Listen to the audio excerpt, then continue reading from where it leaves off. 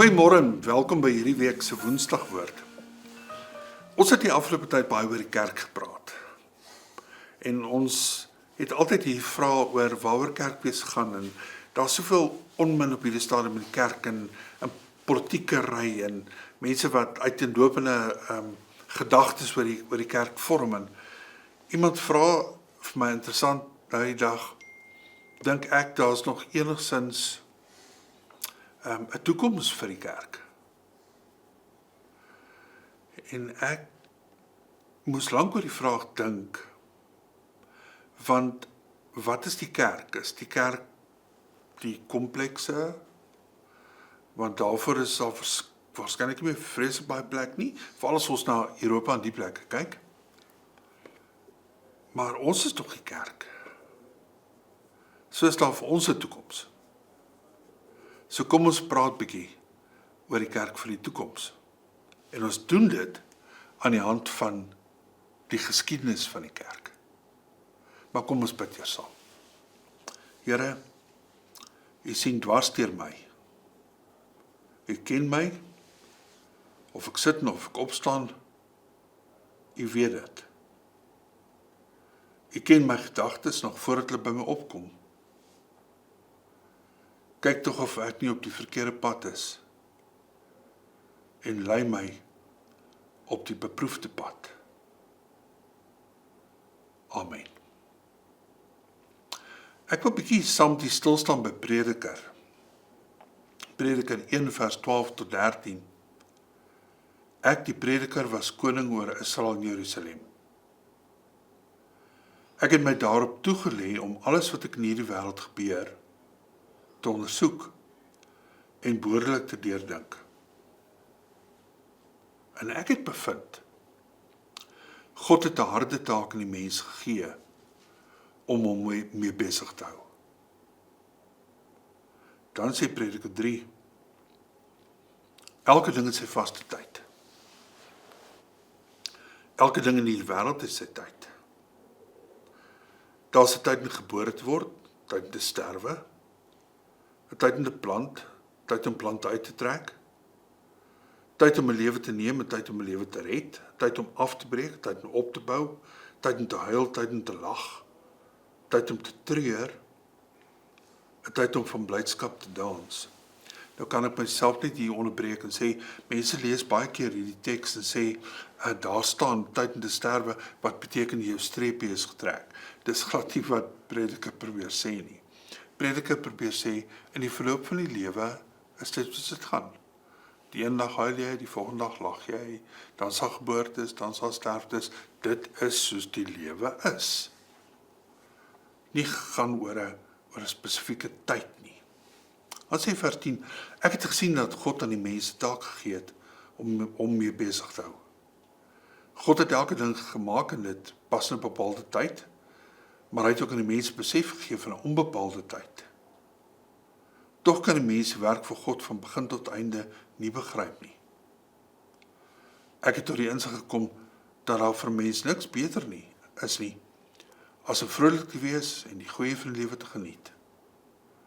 Dat die mens kan eet en drink en onder al sy arbeid nog die goeie kan geniet. Ook dit is 'n gawe van God. Hy sê vers 14, ek het tot die insig gekom dat wat God doen blywend is. Jy kan er niks byvoeg nie, jy kan er niks wegneem nie. God doen dit sodat die mens vir hom ontzag sal hê. Dan hierdie baie bekende vers 15. Wat is, was reeds. Wat kom, was ook al reeds. God laat weer gebeur wat vroeër gebeur het. Ek lees nou eendag van 'n dominee wat erg in die moeilikheid is, omdat hy vir lidmate in die gemeente gesê het, hy dink lidmate moet heraansoek doen om lidmaatskap van die gemeente. En onmiddellik toe ek het lees, toe weet ek wat hy probeer sê. Want waar jy ook al 'n klomp dominees en pastore en priesters, ongeag die denominasie bymekaar sit, almal praat dieselfde storie. Die kerk, en ek verwys spesifiek na die Afrikaner hoofstroomkerke in Suid-Afrika, is in 'n krisis. En nie in die eerste plek 'n finansiële krisis nie, maar 'n meelewingskrisis.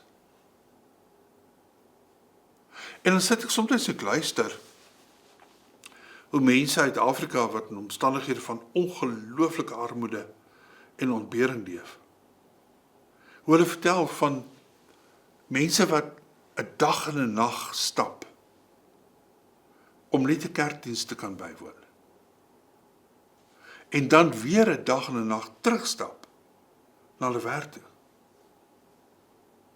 Jy hoor hulle vertel van die kerk wat groei en wat se wonderwerke daar gebeur.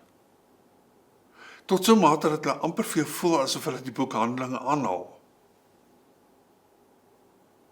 Is dit vir ons ondenkbaar as die kerk in Korea vertel hoe daar tot 50.000 mense op 'n Sondag 'n gemeente se erediens bywoon. Dan luister mense aan die ander kant na Europa en Amerika, wat in omstandighede van ongelooflike bevoordiging en aardse sekuriteit te lewe. Waar die kerk besig is om lidmate te verloor. Letterlik die kerke gaan ten gronde. Ou kathedrale se deure staan toegespyker.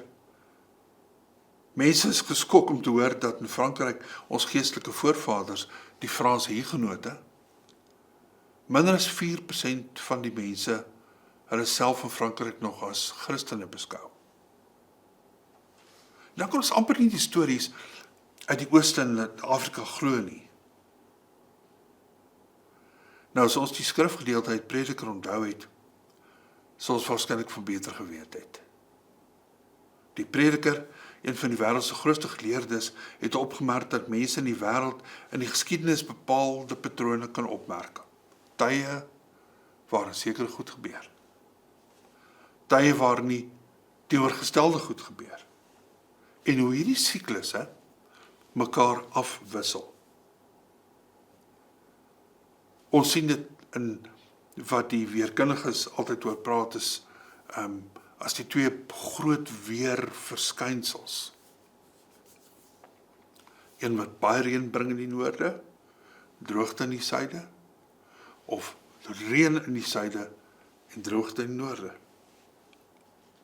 Prediker het gesê, wat is was reeds, wat kom was ook reeds. God laat weer gebeur wat vroeër gebeur het. So kom ons vra mekaar, hoe lyk dit in Suid-Afrika? En die statistiek wat ek nou met u deel, is uiteraard ouer statistiek, want daar word al minder die tipe statistiek vrygestel. In die 1900 was in Nederland 97% van die Nederlanders Christene. In 2000 44%. Die kerk in Nederland verloor 100.000 lidmate per jaar. In Brittanje 7% van die 7.5% van mense woon nog soms eredienste by. En net 4% daarvan is jong mense. In Kanada het die kerklidmaatskap en bywoning tussen 1960 en 2000 met 50% gedaal. In die VSA bly dit nog redelik konstant, rondom 20%. Maar daar is 'n groot geestelike vervlakking. Nou hier in Suid-Afrika is daar twee bewegings. Aan die een kant het die persentasie mense in alle bevolkingsgroepe, maar veral onder die bruin en wit mense, wat hulle met die Christelike kerk assosieer, stagneer. Tweedens is daar bewegings binne die Christelike sektor, maar meerendeels omdat mense al meer tussen gemeentes skuif. Gemeentes groei nie noodwendig meer nie.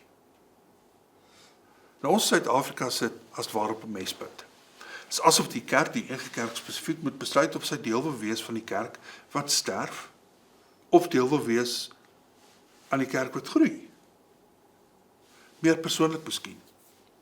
Elkeen van ons persoonlik, elke gesin, elke gemeente, staan partymal onbewustelik voor hierdie keuse, of jy geestelik gaan stagneer en sterf, en of ons gaan groei, deur opnuut die Here te leer ken te gehoorsaam. Deur die Heilige Gees vervul te word, deel te word van die oorvloedige lewe, waarna hulle kinders en kleinkinders nog gelowig gaan sien. Kernvers, Prediker 3 vers 15, wat is, was reeds. Wat kom, was ook reeds.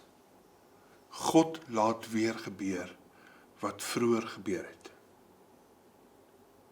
Daar is 'n tyd waarin kerke groei, en daar is tyd waarin kerke sterf. Maar ons gesels volgende keer daaroor.